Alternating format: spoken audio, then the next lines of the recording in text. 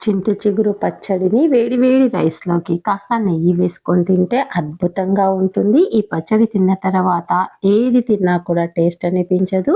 పుల్లగా భలే రుచిగా ఉంటుంది. ఇందుకోసము చింత చిగురిని వాష్ చేసి పెట్టుకోవాలి. ఒక కడాయిలో మెంతులు, ధనియాలు, జీలకర్ర వేసి కాస్త వేగిన తర్వాత నువ్వులను వేసి వేపుకొని పక్కకు తీసుకొని అదే కడాయిలో అర స్పూన్ ఆయిల్ వేసి మీరు తినే కారాన్ని బట్టి ఎండుమిర్చిని వేసి వేపుకొని పక్కకు తీసి చల్లారనివ్వాలి. అదే కడాయిలో ఒక స్పూన్ ఆయిల్ వేసుకొని వాష్ చేసుకున్న చింత చిగురును వేసుకొని కొద్దిగా చింతపండును వేసి మూత పెట్టి చిగురుని మగ్గనివ్వాలి. తర్వాత స్టవ్ పై నుంచి దించి చల్లారనివ్వాలి.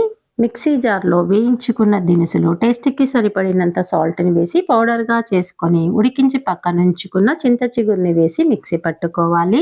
పోపు కోసము 2 స్పూన్ల ఆయిల్ వేడైన తర్వాత పోపు దినుసులు, ఎండుమిర్చి, కరివేపాకు, ఇంగువ వేసి స్టవ్ ఆఫ్ చేసి పచ్చడిని వేసి కలుపుకోవాలి. బయట పెట్టిన 2 రోజుల వరకు ఉంటుంది. ట్రై చేయండి.